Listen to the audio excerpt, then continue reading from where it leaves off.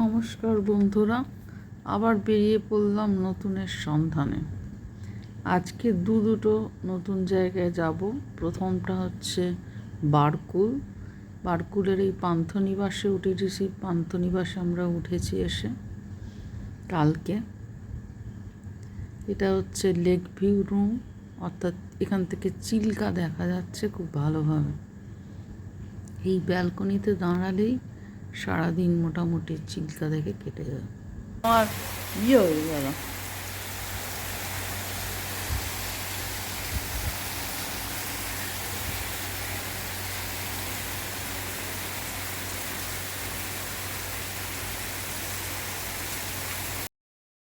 এইবার চলেছি নৌকা করে।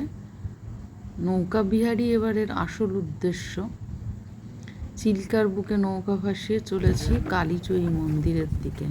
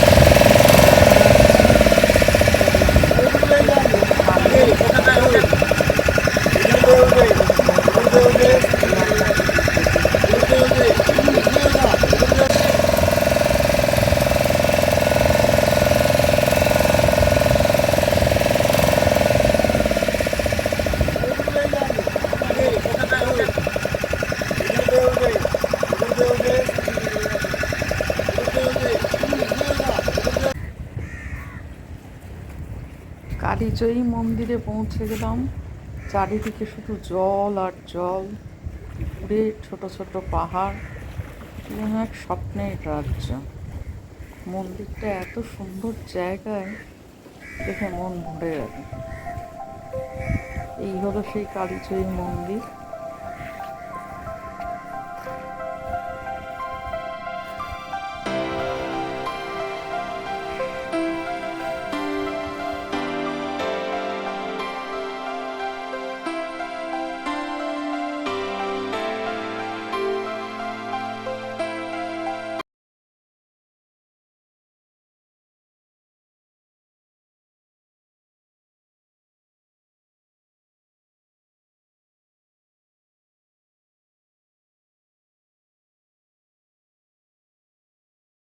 আজকে আমাদের নতুন জায়গা ভঞ্জনগর।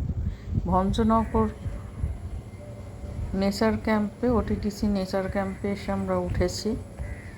এখানেও তাই, সামনে বেশ বড় একটা জলাশয় এবং পিছনে পটভূমিকায় পাহাড় শ্রেণী। তবে জল এখন একটু কম আছে, জলটা বাড়লে আরও বেশি সুন্দর দেখতে লাগবে।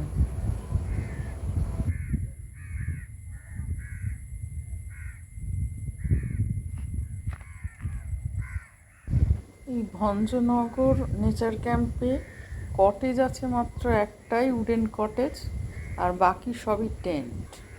তা বরাদ্দরে আমরা কটেজটা পেয়ে গেছি, তবে মাত্র একদিনের জন্য। যাই হোক, একদিনে যতটুকু আনন্দ করা যায় ততটুকুই করব।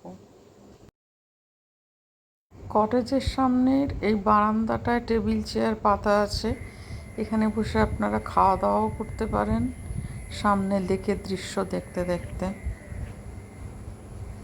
তবে এই ক্যাম্প সম্বন্ধে একটাই অভিযোগ আছে, যেখানে খাওয়া দাওয়াটা খুবই সামান্য, মানে কোয়ান্টিটিও কম এবং খাবারের খুব সাধারণ মানের খাবারের কোনো বিলাসিতা তো নেই, এমনকি যেটুকু প্রয়োজন সেটুকুও কিন্তু খুব একটা মিটছে না।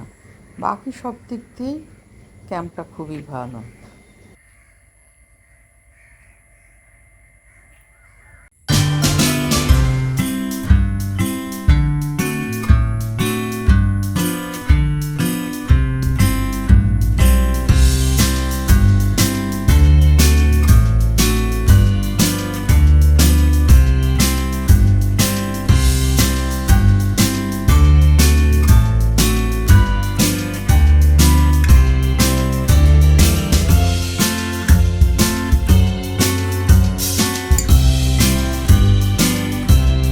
এই শান্ত সকালে দুবেলা চা নিয়ে আর কিছু স্ন্যাক্স নিয়ে বারান্দায় বসে বসে উপভোগ করা যাচ্ছে লেকের অপূর্ব দৃশ্য।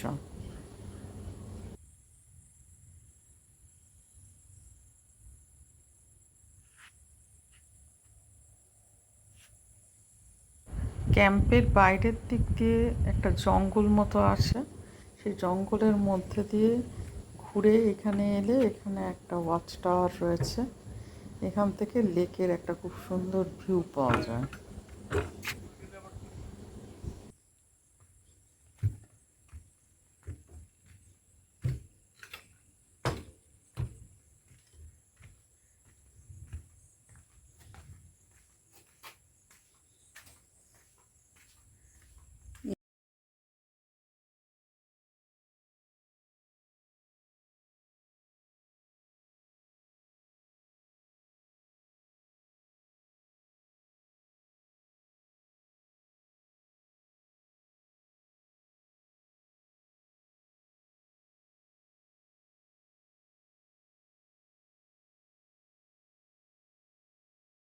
রাত্রে আবার নেচার ক্যাম্পের দৃশ্য সম্পূর্ণ আলাদা, চারিদিকে রঙিন আলোয় সাজানো, বেশ একটা মায়াবী পরিবেশ।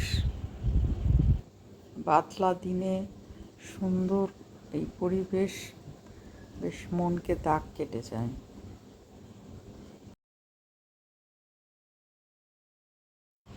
এইবার বিদায় নেবার পালা। আবার দেখা হবে নতুন কোনো ব্লগে আপনাদের সঙ্গে খুব শীঘ্র।